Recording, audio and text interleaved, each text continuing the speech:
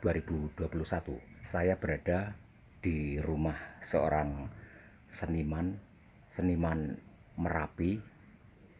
Dia bernama Agus Merapi, seorang pelukis mistis, dan dia semua lukisannya bertema tentang Merapi. Selain melukis tema-tema Merapi, dia juga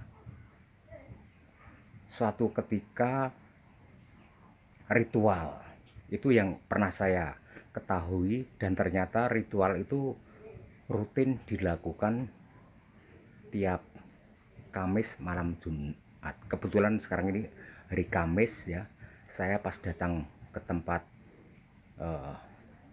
beliau Agus Merapi, saya sempat merekam aktivitas ritualnya. Selamat sore, bro. Selamat sore. Sehat keluarga ya? Alhamdulillah sehat. Ya.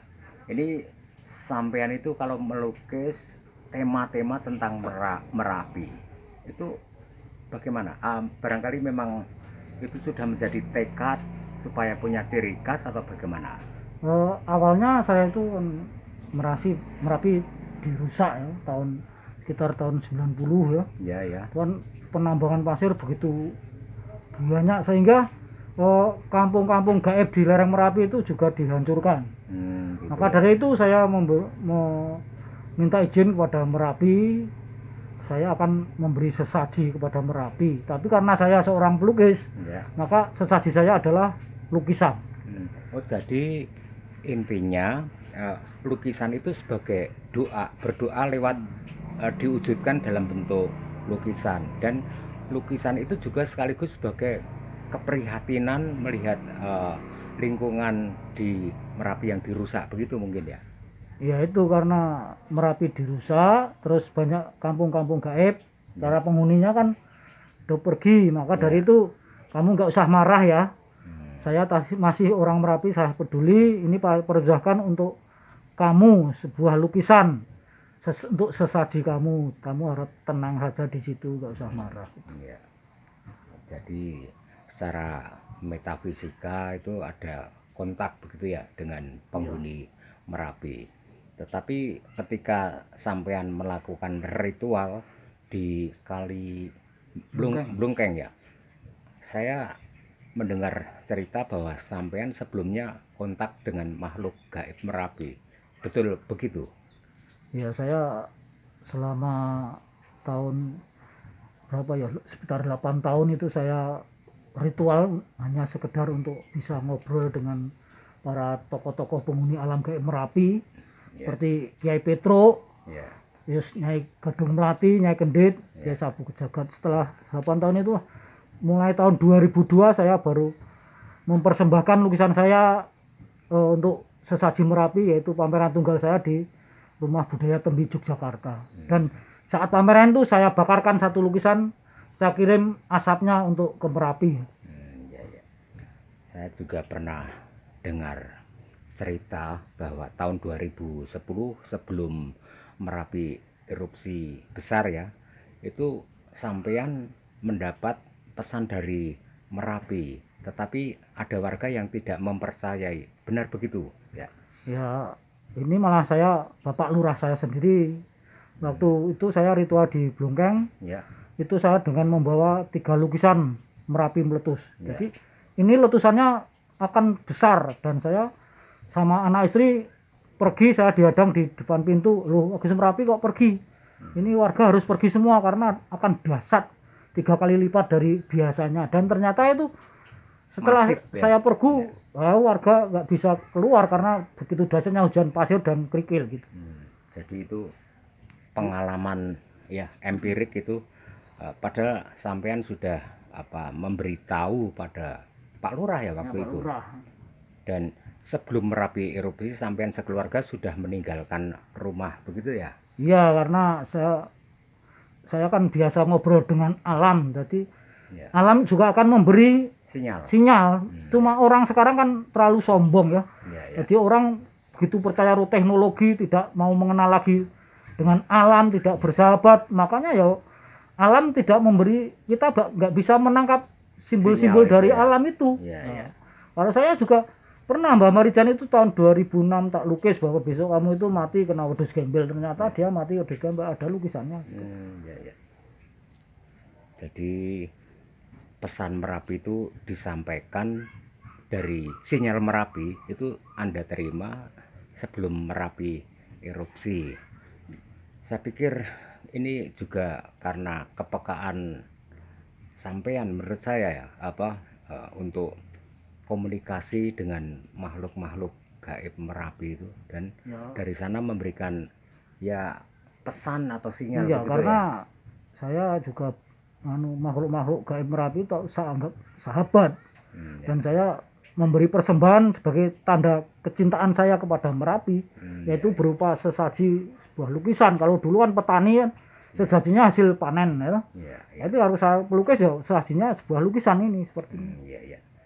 Ya itu kalau kita melihat ya ada lahan-lahan yang di hutannya dibabat, dirusak, itu kan sebagai penahan awan panas ya. Kalau dirusak itu kan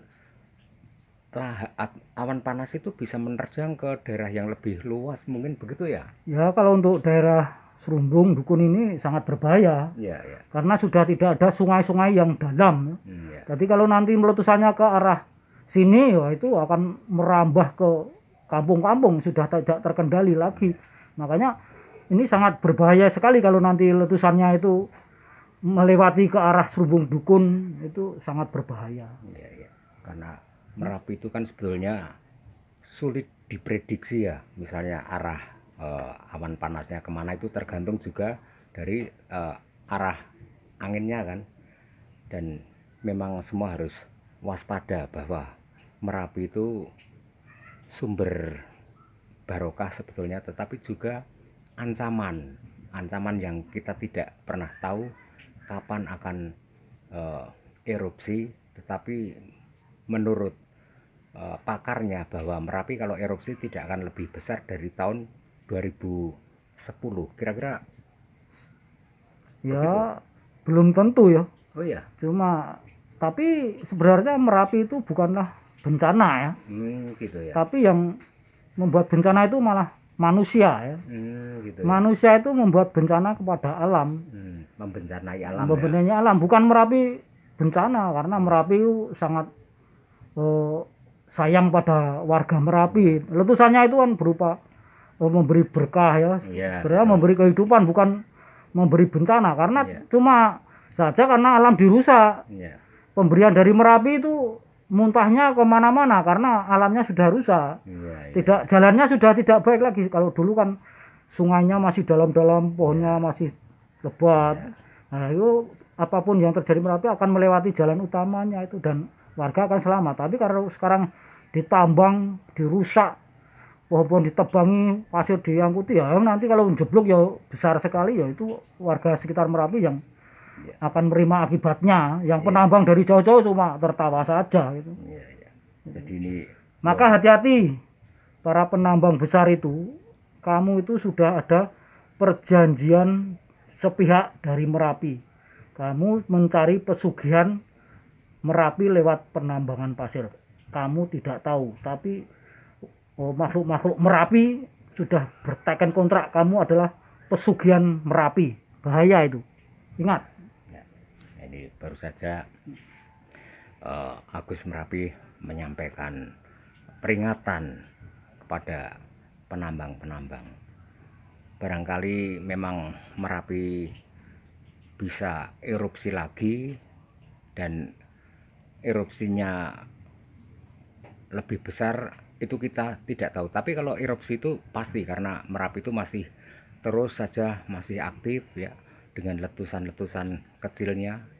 Kalau Merapi meletus kecil-kecil itu malah bagus, karena energi dari dalam akan terkurangi, tersalurkan jadi gembos. Kalau misalnya lama tidak erupsi itu akan malah berbahaya karena energinya akan dahsyat. Itu saja perbincangan saya dengan Bro Agus Merapi ya. Kalau Merapi meletus itu memang pekerjaan Merapi. Ya, betul. Jadi untuk warga Merapi cuma hujan abu wis enggak jadi masalah. Biasa itu. Biasa letusan menjadi suatu keindahan bukan bencana lagi. Ya. Tapi kalau sudah hujan pasir sama kerikil ya Nah, itu. semuanya harus lari. Nah itu berbahaya, kita nggak bisa apa-apa. Ya. Menghindar saja ya, menghindar. Oke, itu saja perbincangan saya Mbah Gemblung dengan Agus Merapi di Omahe wong Gemblung. Omahe Wong Wong Gemblung. Ini di daerah Serumbung ya. Lumbung. Dusunnya Pucanganom, Di dusunnya Gatak. Gatak, Pucanganom. Kecamatan Serumbung, Kabupaten Magelang.